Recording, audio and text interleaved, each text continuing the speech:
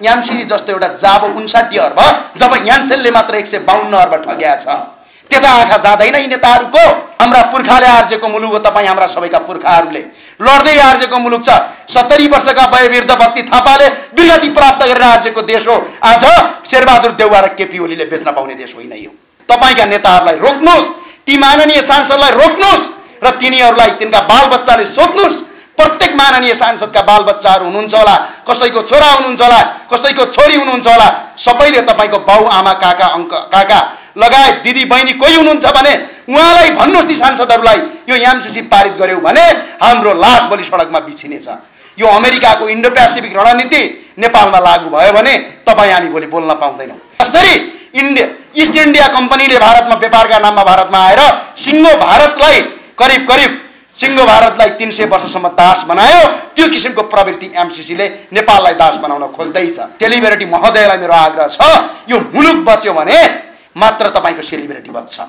यी पार्टीका नेताहरूलाई र विभिन्न पार्टीका दलका कार्यकर्तालाई मेरो आग्रह छ, यो नेपाल भन्ने देश बच्यो भने मात्रै तपाईको पार्टी हुन्छ। नेपाल भन्दा ठुलो तपाईको पार्टी हुँदैन। एमसीसी कुनै संस्था होइन, कुनै एनजीओ होइन। र अर्को कुरा म के भन्छु भने एमसीसी संसदबाट किन पारित गरिँदैछ? संसदबाट एमसीसी पारित गर्नु भनेको नेपालको कानुन बनाउनु हो। 2/3 पारित गर्यो भने विधेयक बन्छ। विधेयक भनेको कानुन हो। कानुन ऐन बन्छ। त्यो ऐन फेरि परिमार्जन गर्नलाई संसदमा 2/3 चाहिन्छ। यदि एमसीसी सम्झौता यो देशको हितमा काम गर्ने हो भने मन्त्री स्तरीय रूपबाट तपाईको सम्झौता गरे भइहाल्छ नि।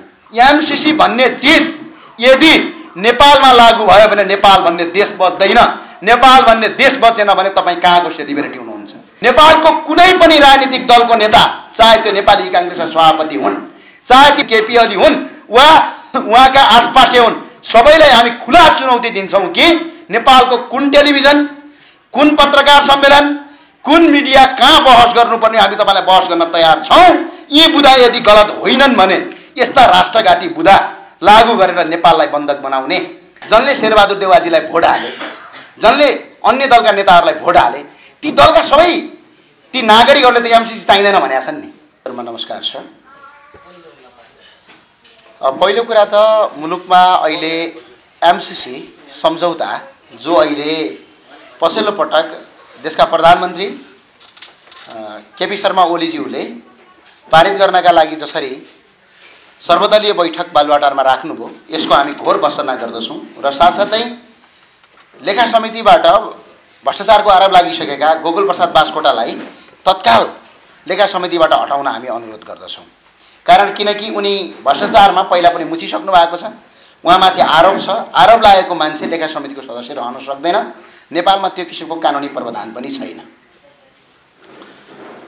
र पहिलो कुरा चाहिँ एमसीसी भने के हो त? सम्पूर्ण नेपालका नागरिकहरूले बुझ्नुपर्ने कुरा छ। यहाँ एमसीसी सम्झौताको पहिलो कुरामा लेखिएको छ, 77 पृष्ठको लामो सम्झौता छ। त्यो सम्झौताको पहिलो पृष्ठमा लेखेको छ कि एमसीसीको हैसियत के हो त? यहाँ के भन्छ भने एमसीसी प्रस्तुत सम्झौताको कार्यान्वयनका लागि संयुक्त राज्य अमेरिकाको तर्फबाट कार्यरत संयुक्त राज्य अमेरिकाको सरकारी निगम हो। यो कुनै एनजीओ आइएनजीओ होइन, अमेरिकाको सरकारी संस्थान हो।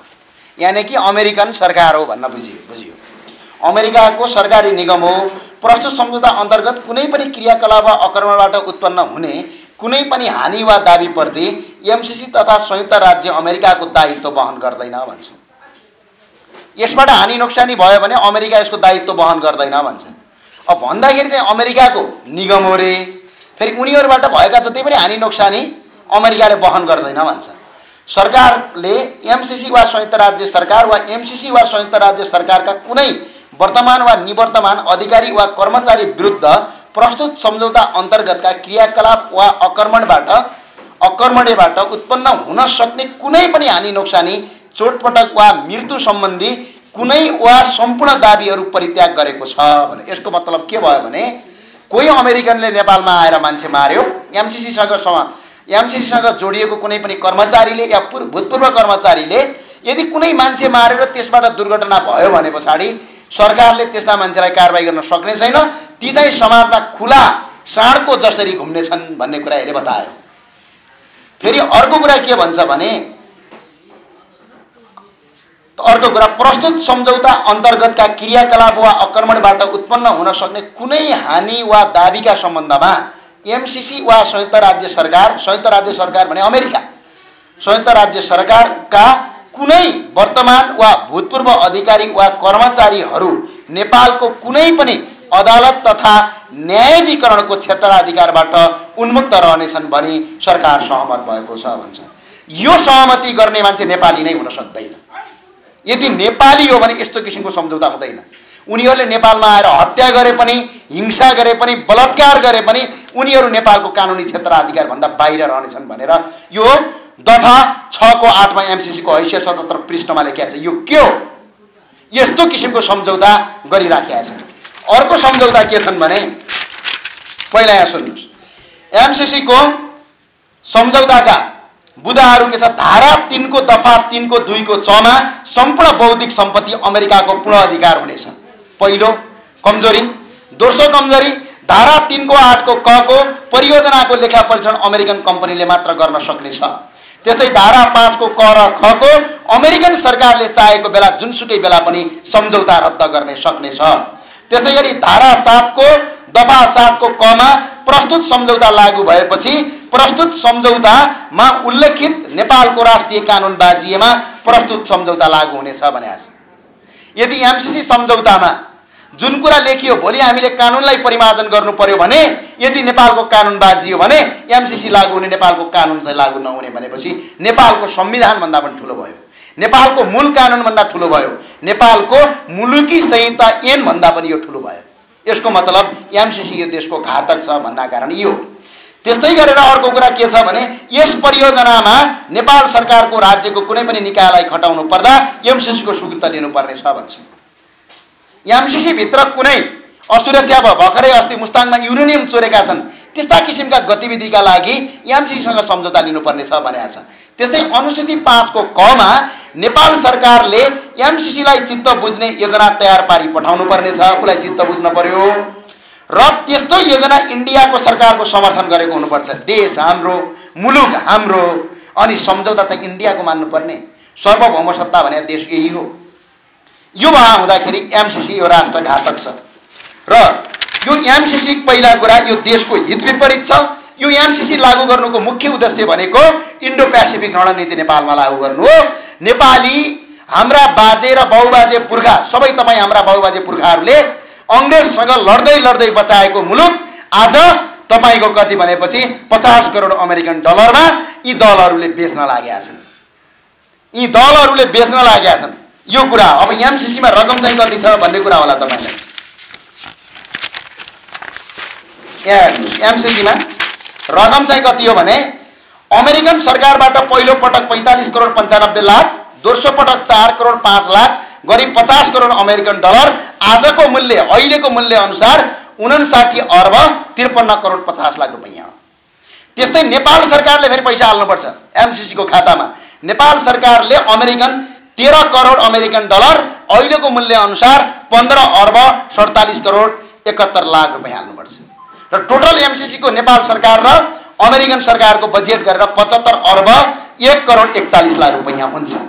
तर हामीले सरकारबाट एमसीसी नल्याउँदाखेरि सरकारलाई हामीले आग्रह पनि के गरेका छौं भने एनसेलबाट हामीले मात्रै मुद्दा जितेको छ, 152 अर्ब बाँकी छ। त्यो पैसा उठायो भने एमसीसी चाहिँदैन। त्यस्तै 4G घोटालाबाट 12 अर्ब छ, त्यसको नाइके गोकुल बास्कोटाले लेखा समितिमा आएका छन्, त्यो बाँकी छ। त्यस्तै ठूला व्यापारीबाट विद्युत महसुल 10 अर्ब बाँकी छ उठाउन। त्यस्तै गरी ठूला करदाताबाट उठ्नुपर्ने रकम करिब तपाईको 10 अर्बको बराबरमा ठूला करदाताको पनि आज बाँकी छ। त्यस्तै गरी वाइड बडीबाट करिब 5 अर्ब बाँकी छ। त्यस्तै सर्वोच्च अदालतको आदेश र सर्वोच्च अदालतले फैसला गरेको पेनाल्टी स्वरूप करिब 1 अर्ब रुपैयाँ भन्दा बढी पैसा उठ्न बाँकी छ। त्यस्तै महालेखा परीक्षकको बेरुजोबाट फर्चौट गर्नुपर्ने 2046 सालदेखि आजसम्मको रकम 634 अर्ब रुपैयाँ छ। पैसा जहाँ पाए त्यही छ, अत्याधिक ज्यादा छ। यो केका लागि पारित गर्न खोज्दैछन्, यो देश किन बन्धक बनाउन खोज्दैछन् भने यी नेताहरूलाई चुनावी खर्च आउँछ। हामी आग्रह के गर्छौं भने यो रकम उठाएर एमसीसी को पैसा गर्नुस्। नेताहरूले चुनावी खर्चका लागि एमसीसी लागू गर्न सक्दैनन्। यदि भनिरहँदाखेरि मेरो आग्रह चाहिँ के छ भने एमसीसी का प्रत्येक बुदा र प्रत्येक दफाहरू यहाँ सुरक्षित छन्। नेपालको कुनै पनि राजनीतिक दलको नेता, चाहे त्यो नेपाली कांग्रेसका सभापति हुन्, चाहे ती प्रधानमन्त्री केपी ओली हुन् वा उहाँका आसपासै हुन्, सबैलाई हामी खुला चुनौती दिन्छौं कि नेपालको कुन टेलिभिजन, कुन पत्रकार सम्मेलन, कुन मिडिया कहाँ बहस गर्नुपर्ने हामी तपाईलाई बहस गर्न तयार छौं। यी बुदा यदि गलत होइनन् भने यस्ता राष्ट्रघाती बुदा लागू गरेर नेपाललाई बन्धक बनाउने, नेपाललाई दास बनाउने, हामी तपाई हाम्रा पुर्खाले आर्जेको मुलुक जम्मा 59 अर्बमा बेचिदिने, यो कुरा सम्पूर्ण नेपालका 3 करोड नेपाली नागरिकलाई मेरो आग्रह के छ भने यो मुलुक बच्यो भने हामी बच्छौं। शिक्षकहरू, पत्रकारहरू, बुद्धिजीवीहरू, सञ्चारकर्मीहरू लगायत उद्योग व्यवसायीहरू, त्यस्तै स्वास्थ्य कर्मीहरू, इन्जिनियरहरू, डाक्टरहरू लगायत आर्मीहरू, प्रहरीहरू, अन्य कुनै स्वतन्त्र युवाहरू, सम्पूर्ण उद्योग व्यवसायीहरू सबै र नेपालका सेलिब्रिटीहरू, फिल्मकर्मीहरू सबैलाई मेरो आग्रह के छ भने तपाईहरू सबैलाई मेरो आग्रह के छ भने एकजुट बन्नुस्। एमसीसी भन्ने चीज यदि नेपालमा लागू भयो भने नेपाल भन्ने देश बच्दैन। नेपाल भन्ने देश बचेन भने तपाई कहाँको सेलिब्रिटी हुनुहुन्छ?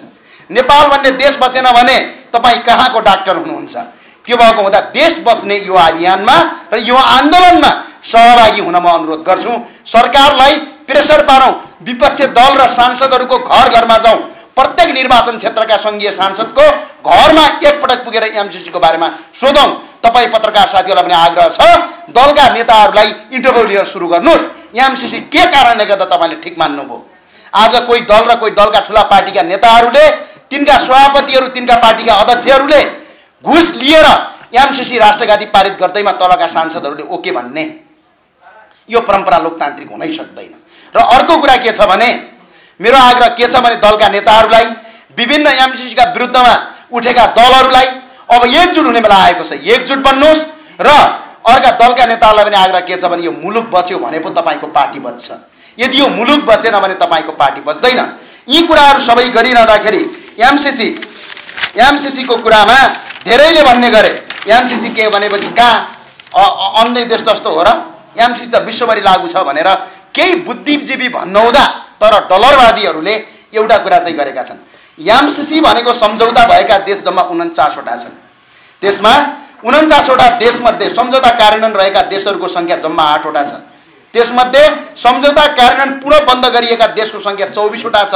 त्यस्तै सम्झौता भए पनि व्यवहारमा कुरा नमिलेर रोकिएका देशको संख्या 8 वटा छ। त्यस्तै एउटा सम्झौता रद्द गरेर अर्को सम्झौता भएको देशको संख्या 2 वटा छ। बाँकी देशहरूमा परिमार्जन गरिएका वा परियोजना बदलेर अर्को सम्झौता भएको नयाँ हस्ताक्षर भएर बसेको देश एउटा मात्र नेपाल हो।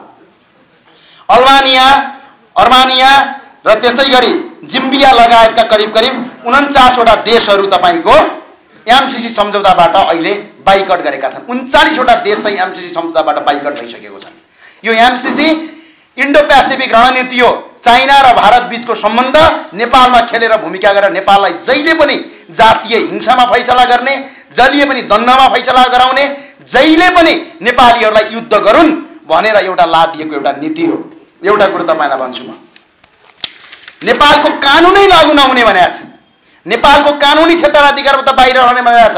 नेपालको टेरिटोरी भित्र, नेपालको क्षेत्रफल भित्र कुनै पनि नागरिक बस्यो या कुनै पनि नागरिक बस्यो भने त्यसलाई नेपालको कानुन लाग्छ। नेपालको संविधानले त्यो भन्छ।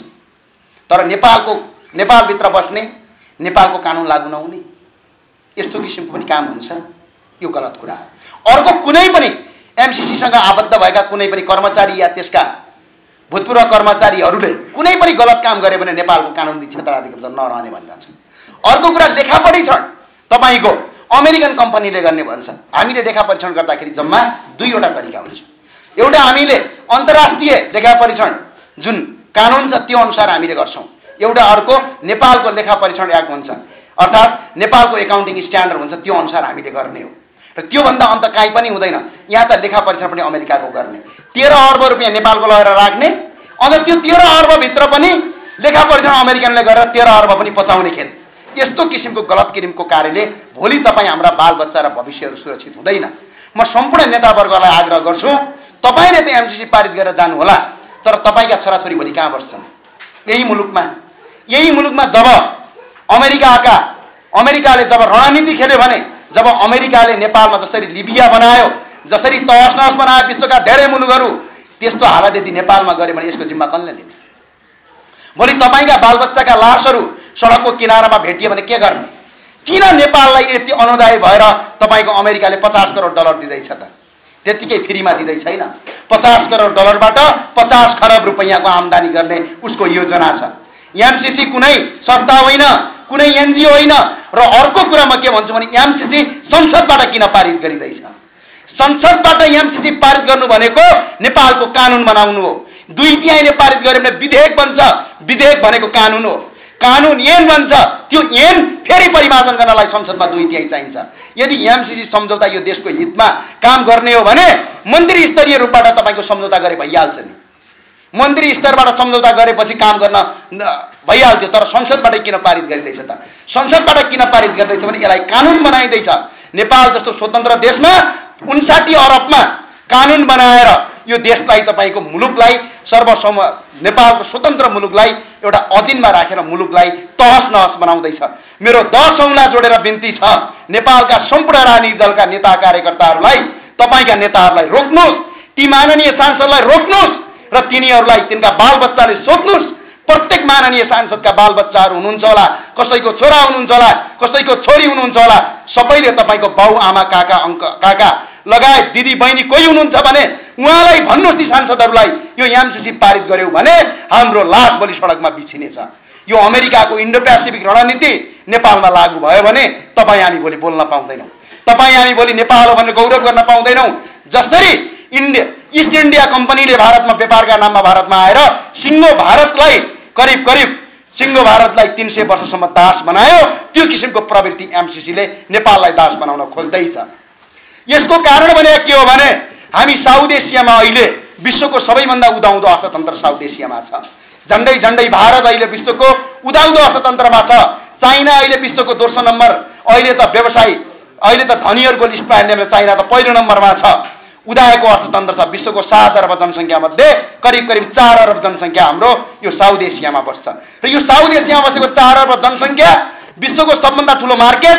र अहिलेसम्म हामीले युरेनियम, फलाम, सुन, चाँदी, पानी, वन पैदावार, जडीबुटी लगायतका कति धेरै खानीहरू अहिले पनि हामीले उत्खनन गरेका छैनौँ। यो पूर्वीय सभ्यताको देश हो, यो आयुर्वेदिकको देश हो, यो देउताहरूको भूमि हो। यहाँ धेरै तपाईको सुनहरू, धेरै किसिमका खानीहरू, धेरै किसिमको सम्पत्तिहरू छ। यो सम्पत्ति यदि अमेरिका, यदि चाइना र भारतको तपाईको बीआरआई कन्सेप्टमा यदि सडक बन्यो भने, नेपालले 3वटा ठाउँबाट सडक दियो भने, एउटा पश्चिमबाट, एउटा मध्यबाट र एउटा पूर्वबाट 3वटा ठाउँमा सडक यदि खुल्यो भने नेपाल र चाइना जाने या तपाईको भारत र चाइना जाने ट्रान्सपोर्टेसन कस्ट यानी कि त्यसबाट लाग्ने शुल्कले मात्र नेपालले सिङ्गापुरभन्दा बढी कर उठाउन सक्छ। र अबको 30-35 वर्ष पछाडि अमेरिकन र युरोपहरू भिसा र पासपोर्ट लगाएर साउथ एसिया आउनुपर्न सक्ने सम्भावना हुन्छ। यसबाट रोक्नका लागि नेपालमा एमसीसीको खेल गराएर जातीय द्वन्द्व फैलाएर अनि एमसीसीका भित्र सेनाहरू बसेर आवश्यक परेको बेला हतियारहरू उपलब्ध गर्ने, यहाँका खानीहरू लिने अनि आवश्यक परेको बेला सरकारमा गएर संसदमा लगेर एमसीसी जस्तो एउटा जाबो 59 अर्ब जब यान्सेलले मात्र 152 अर्ब ठग्या छ, त्यता आँखा जाँदैन यी नेताहरूको। अनि 59 अर्बमा देशको पुरा कानुनै परिवर्तन गरेर मुलुकका हजारौं स्वतन्त्र नागरिकलाई दासको शिकार बनाउने हाम्रा पुर्खाले आर्जेको मुलुक हो। तपाईँ हाम्रा सबैका पुर्खाहरूले लड्दै आर्जेको मुलुक छ। 70 वर्षका वयोवृद्ध भक्ति थापाले विगति प्राप्त गरेर आर्जेको देश हो। आज शेरबहादुर देउवा र केपी ओलीले बेच्न पाउने देश होइन यो देशमा हजारौं लाखौं सयौं वर्षको इतिहास छ। त्यो इतिहासलाई मेटाउन एउटा एमसीसीले सक्दैन। त्यो भएको हुँदाखेरि हाम्रा पुर्खाहरूले बलिदान दिएको, अंग्रेजसँग लडेको, तिब्बतसँग लडेको र अरु विभिन्न विदेशी शासकसँग लडेर आजसम्म बचाएको मुलुकलाई 59 अर्बमा अहिलेका दलका नेताहरूले दास र गुलाम बनाउँदैछन्। यसका विरुद्धमा तपाईँ जति पनि शिक्षकहरू हुनुहुन्छ, विद्यार्थी हुनुहुन्छ, सञ्चारकर्मी हुनुहुन्छ, पत्रकारहरू हुनुहुन्छ र डाक्टर, चिकित्सक, नर्सहरू लगायत विभिन्न पेशामा आबद्ध भएका जति पनि व्यवसायीहरू हुनुहुन्छ, जति पनि सेलिब्रिटी हुनुहुन्छ, तपाईहरू एकजुट बन्नुहोस्। यदि तपाईले एमसीसी को बुदाहरू राम्रोसँग पढ्नु भएको छैन भने एमसीसी का बुदाहरू एमसीसीले प्रष्टै रूपमा नेपाली र अंग्रेजी दुईटै भाषामा राखेको छ, एकपटक अध्ययन गरिदिनुस्, त्यो पढिदिनुस्। ती पढिसके पछाडि ती बुदा प्रत्येक केलाउनुस्। ती बुदा यो राष्ट्रको हितमा छन् भने तपाई हामी सबै मिलेर एमसीसी पारित गर्न लगाऊ।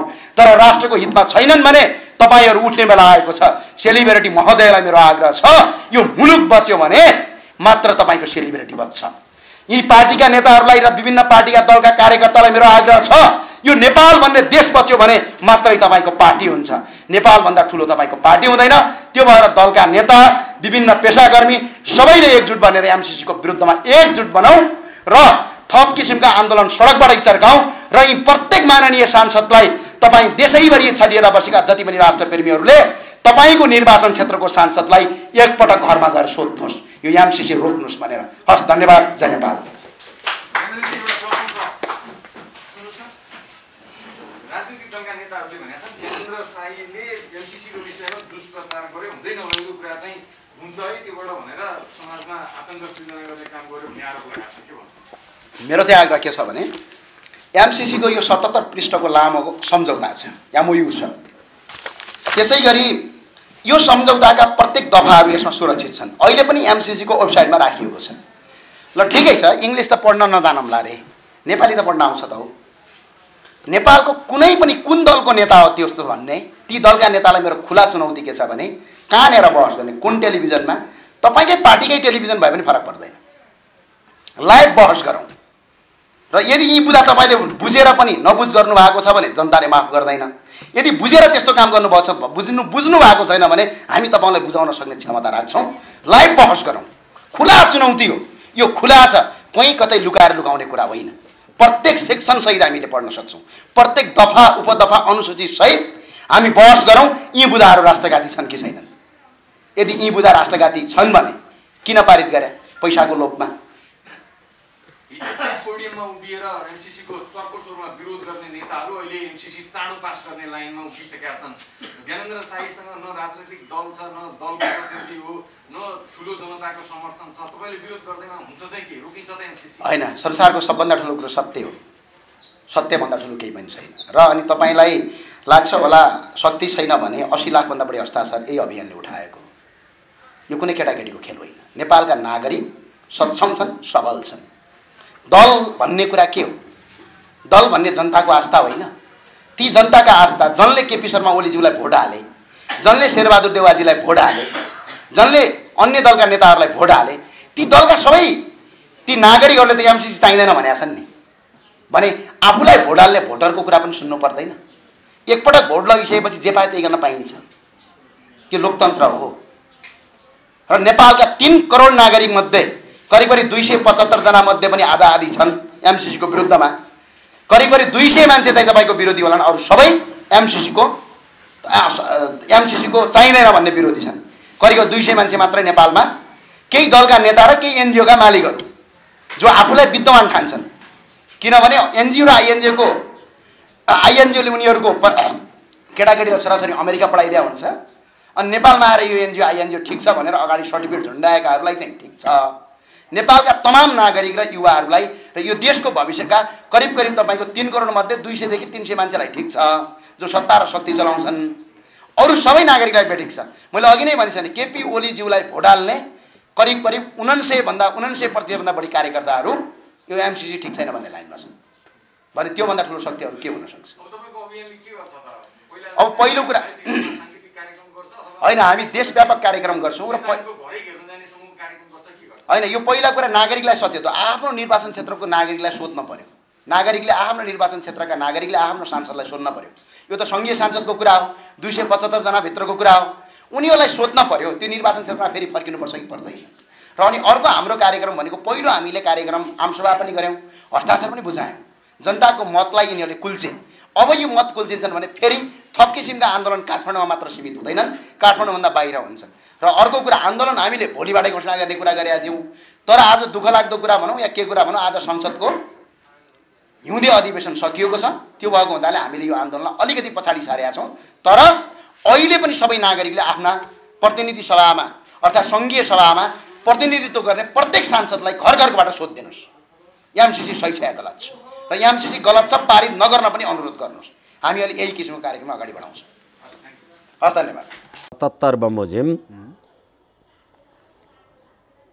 तपाईले प्रतिनिधि सभामा विश्वासको मत प्राप्त गर्न सक्नु भएन भनेपछि हाम्रो यो उहाँहरूको संविधानको धारा 77 को व्यवस्था के हो भने प्रधानमन्त्री के भयो भने पदमुक्त हुन्छ भनेर व्यवस्था छ।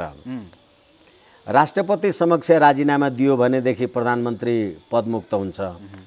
अब यो भन्यो भने धेरै ठुलो पीडा बोक्नुपर्छ।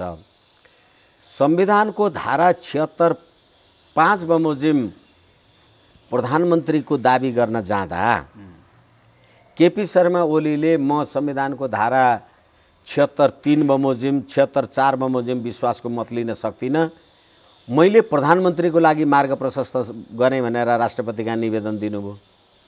निवेदन दिएको 2 घण्टा भएको छैन, उहाँले चाहिँ होइन फेरि म 153 पाउँछु भन्नुभयो।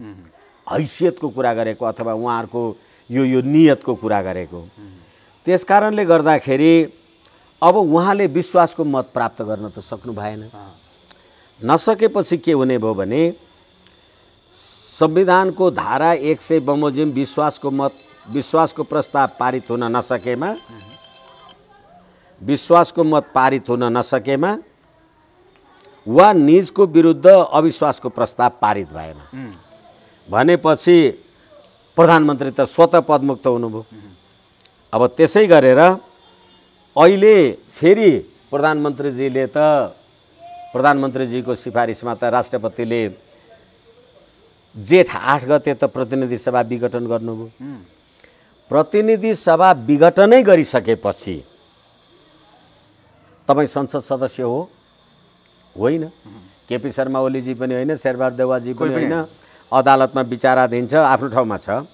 तर प्रधानमन्त्री तथा मन्त्रीको पद रिक्त हुने अवस्था भनेर 77 को 1 को गले निज प्रतिनिधि सभाको सदस्य नरहेमा भनेपछि अब केपी शर्मा ओलीजी संसद सदस्य होइन,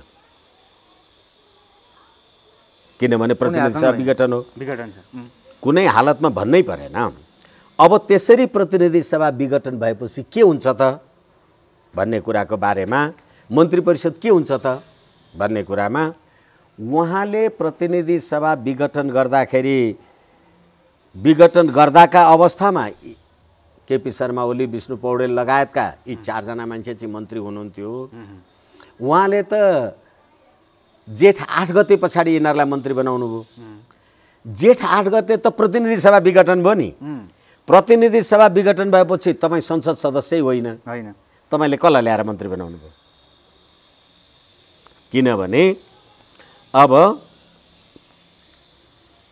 यही 77 को 3 ले के भन्यो भने उपधारा 1 बमोजिम प्रधानमन्त्रीको पद रिक्त भएमा प्रतिनिधि सभा विघटन गरेपछि त प्रधानमन्त्री स्वतः पदमुक्त भयो र उहाँ त अर्को चुनाव गर्नका लागि म त केयरटेकर हुँ भनेपछि उपधारा 1 बमोजिम प्रधानमन्त्रीको पद रिक्त भएमा अर्को मन्त्री परिषद गठन नभएसम्म सोही मन्त्री परिषदले कार्य सञ्चालन गर्छ भनेपछि तपाईँ आफैले कार्य सञ्चालन गर्न पाउनुहुन्छ, अर्को मन्त्री परिषद विस्तार गर्न कसरी पाउनुहुन्छ?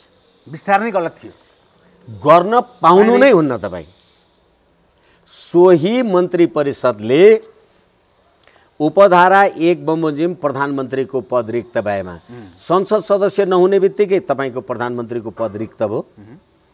प्रधानमन्त्रीको पद रिक्त भएपछि अब के गर्ने त भनेपछि अब जतिखेर प्रतिनिधि सभा विघटन भयो त्यतिखेर त म प्रधानमन्त्री त छु भनेपछि म केयरटेकर भएँ। अब मेरो मन्त्री परिषदले काम गर्ने हो, मैले मन्त्री परिषद नयाँ बनाउन पाउँदिनँ, किनभने प्रधानमन्त्रीको पद रिक्त भएमा अर्को मन्त्री परिषद गठन नभएसम्म, फेरि तपाईँलाई भन्दैछु म, सोही मन्त्री परिषदले सोही त्यसैले काम चलाउनुपर्छ, तपाईँ अर्को ल्याउन पाउनुहुन्न। सर्वोच्चले त्यही भन्यो, अहिले त्यही भनेको हो, त्यही भन्यो र सर्वोच्च अदालतको आदेशमै यो कुरा चाहिँ उल्लेख छ। जस्तो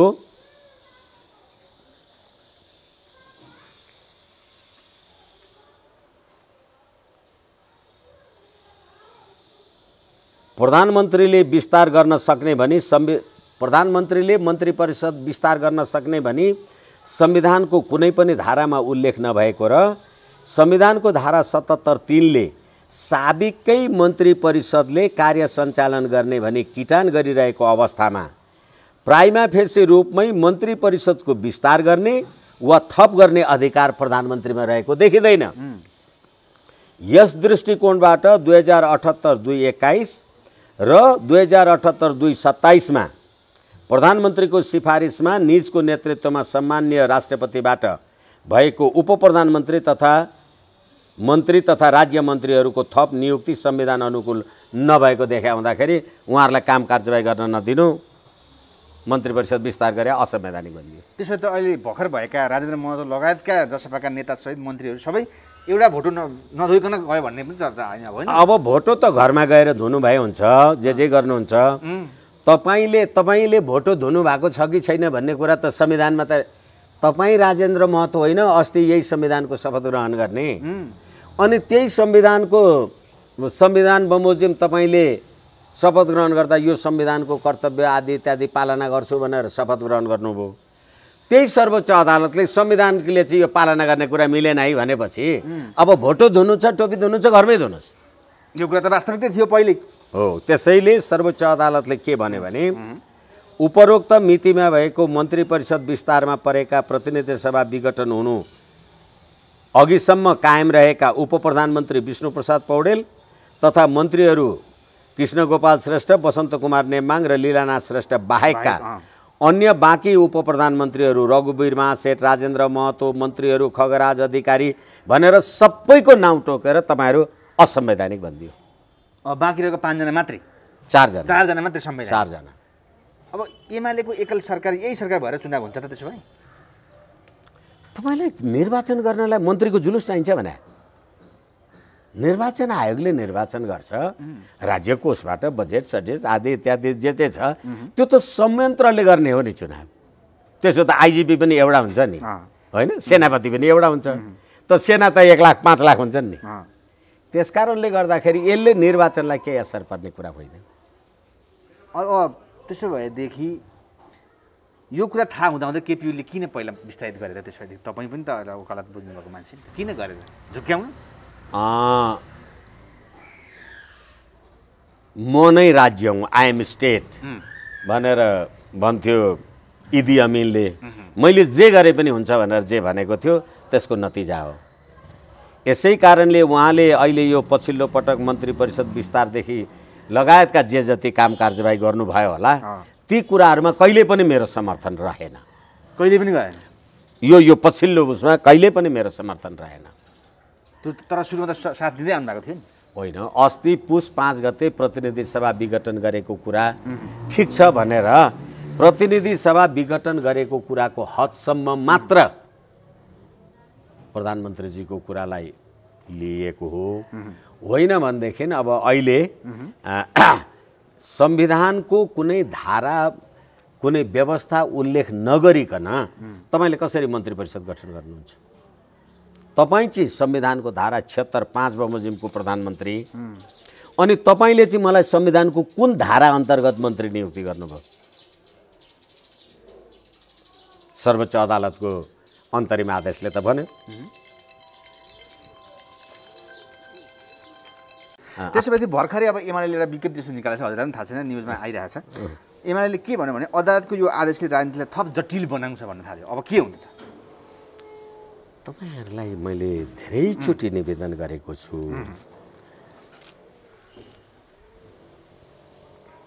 78-2-23 गते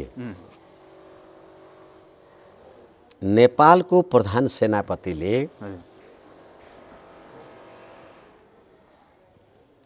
देशको पछिल्लो अस्थिर राजनीतिक घटनाक्रमले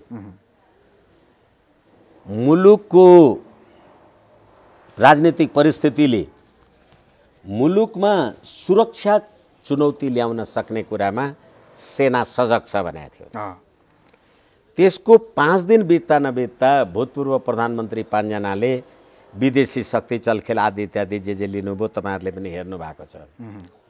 अनि त्यो प्रधान यो भूतपूर्व 5 वटा प्रधानमन्त्रीहरूको यो गतिविधि वक्तव्य आउँदा नआउँदा हप्ता दिन बित्दा नबित्दाखेरि अहिले सम्पूर्ण मन्त्री परिषद चाहिँ संविधानको प्रतिकूल छ भनिसकेपछि यो संविधानले अब देशको राजनीतिक स्थिरता थाम्ने रहेछ।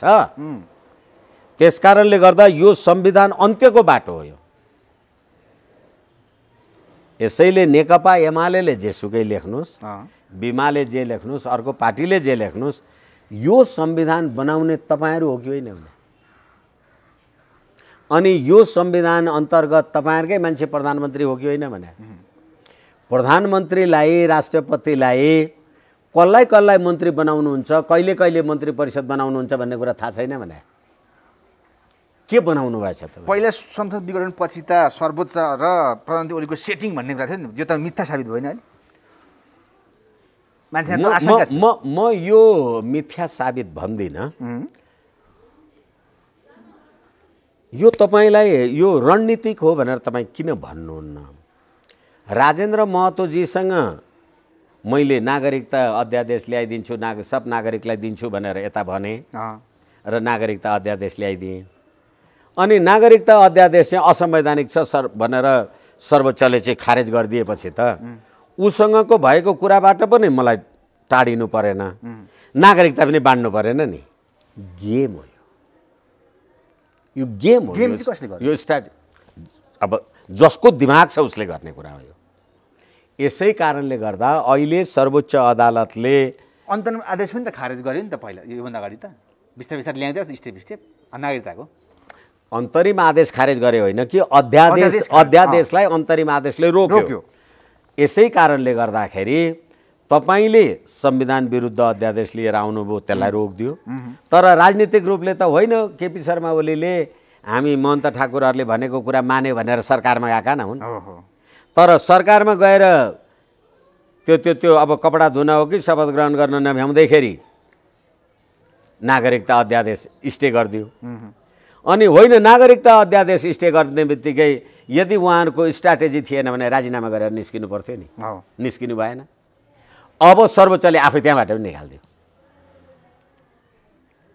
यसकारण केपी शर्मा ओलीले त के भन्ने भने मैले त तपाईँहरूसँग सल्लाह गरेँ भने तपाईँहरूलाई मन्त्री पदमा पनि ल्याएकै हुँ, अध्यादेश पनि ल्याएकै हुँ, नागरिकताको कुरा गर्दैकै हुँ। तर अब सर्वोच्चले विधिको शासनले दिएन भने अब विधिको शासन मुर्दाबाद भनेर नारा लगाउनु बाहेक अरू के बाँकी रह्यो? त्यसो संसद पुनर्स्थापना हुन्छ कि के हुन्छ? यो त रोचक आयो नि त कुराकानी। मेरो हिसाबमा प्रतिनिधि सभा कुनै हालतमा पुनर्स्थापित हुँदैन। किन हुँदैन? योभन्दा अगाडि त भएको थियो नि, अब नहुने कुरा के छ? जनतालाई छनौट पार्दैन न। प्रतिनिधि सभा किन पुनर्स्थापित हुँदैन भने अहिले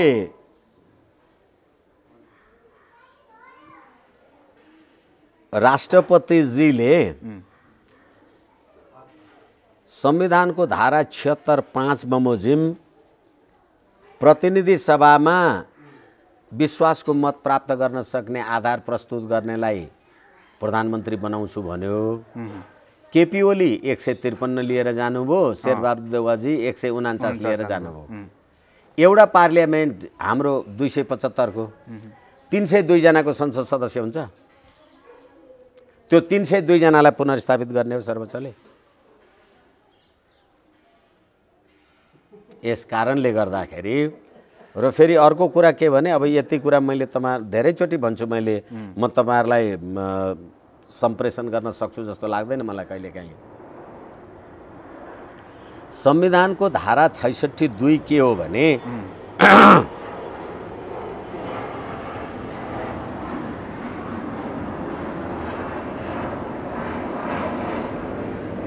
संविधानको धारा 66(2) को व्यवस्था के हो भने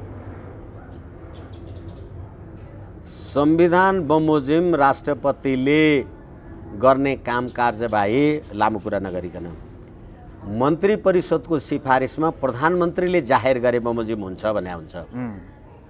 भनेपछि अब तपाईहरु 2 जना प्रधानमन्त्री हुन सक्ने आधार प्रस्तुत गर्नुस् भन्दाखेरि कुन मन्त्री परिषदले सिफारिस गर्यो विद्यादेवीलाई? किनभने त्यो त राष्ट्रपतिको कार्यकारी अधिकार रहेछ। राष्ट्रपतिको कार्यकारी अधिकार भएकै कारणले उहाँले सर्वोच्चमा के लिखित जवाब दिनुभयो भने राष्ट्रपतिले आफ्नो पदीय हैसियतले गरेको काम कारबाहीमा अदालतमा सवाल जवाफ गर्न पाइँदैन। राष्ट्रपति उपराष्ट्रपतिको सेवा सुविधा अधिकार सम्बन्धी ऐन 2074 को दफा 16 ले भनेपछि मैले मेरो विवेक गरेको बारेमा तपाईँ प्रतिनिधि सभा पुनर्स्थापना हुन्छ र हुँदैन भन्ने को जनताले भन्ने कुरा हो नि अब के हुन्छ त्यसपछि फेरि क्षमा चाहौँ कुरा बुझ्नु पर्का लागि निवेदन गर्छु म जनताले बुझ्ने अजन्ताले बुझ्ने होइन तपाईको विशुद्ध कार्यकारी अधिकार सर्वोच्च अदालतले तपाईको विशुद्ध कार्यकारी अधिकारमा प्रवेश गर्नै पाउँदैन भनेको किनभने संविधानको धारा 76(5) बमोजिम प्रधानमन्त्री नियुक्त हुन सक्ने आधार कहाँ प्रस्तुत गर्नु पर्यो राष्ट्रपतिकोमा तपाईँ राष्ट्रपति म 153 लिएर गएँ उहाँ 149 लिएर जानुभयो 275 को संसद सदस्य भएको पार्लियामेन्टमा उहाँ र मैले तपाईकोमा ल्याएको सदस्य संख्या त 302 जना भयो नि अब त्यस्तो पार्लियामेन्ट छ भनेर सर्वोच्चले स्थापित गर्ने यसै कारणले शेरबहादुर देउवाको दाबी पनि झुटो केपी शर्मा ओलीको दाबी पनि झुटो आधार छैन तर र त्यो आधार कसले हेर्ने म राष्ट्रपति मैले हेर्ने किनभने त्यो आधार हेर्नलाई त प्रधानमन्त्रीको सिफारिस भनेको छैन यसकारणले गर्दाखेरि म 100% विश्वस्त छु यो प्रतिनिधि सभा पुनर्स्थापित हुँदैन भनेपछि अब संसद अहिलेको जे अवस्था छ चुनावको कुरा पनि छ अब चुनाव हुन सक्छ चुनाव हुन सक्दैन त्यो आफ्नो ठाउँमा छ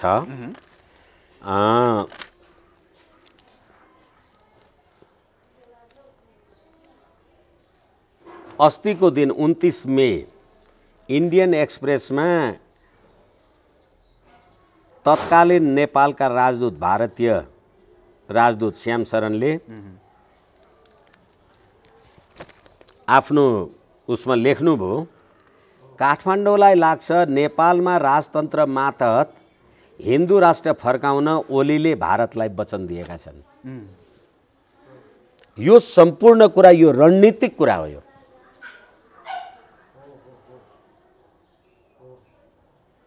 अनि तराईको मागमा ओलीले ल्याएको नागरिकता अध्यादेश भारतका लागि रुचि र अनुकूलको विषय हो उनीहरू सन्तुष्टि हुने भयो नागरिकताको बारेमा इन्डियनहरूको धारणा भयो तपाईले अहिले स्टे गरिदिनु भयो अब निर्वाचनमा जान्छ अनि भारतको रुचिको विषय संवैधानिक राज संस्था र हिन्दू राष्ट्र पनि भारतको रुचिको कुरा भयो त्यसलाई प्रतिनिधित्व कसले गर्ने केपी शर्मा ओलीले गर्ने यसकारणले गर्दाखेरि प्रधान सेनापतिले भन्नुभयो नेपालको पछिल्लो राजनीतिक परिस्थितिले देशको सुरक्षा चुनौतीमा प्रश्न आछ अब अहिले मन्त्री परिषदै खतम भयो सुरक्षा चुनौतीमा प्रश्न उठ्यो सुरक्षा चुनौतीमा प्रश्न उठे पनि सुरक्षा चुनौती जे कुरा भए पनि 5 वटा भूतपूर्व प्रधानमन्त्रीहरूले त भने विदेशी चल खेल्छ सङ्कट आउन लागेको भनेको थिए विदेशी चल खेल्छ 12 बुँदे समझदारी गर्न केपी ओली लगायतका तिमीहरू 5 वटा दिल्लीमा गएका होइनौ भने तिमीहरू चाहिँ चोखा छौ यसकारणले प्रतिनिधि सभा पुनर्स्थापित हुँदैन कुनै हालतमा हुँदैन अब मेरो विश्वास हो हुँदैन हस् थ्यांक यू हस् धन्यवाद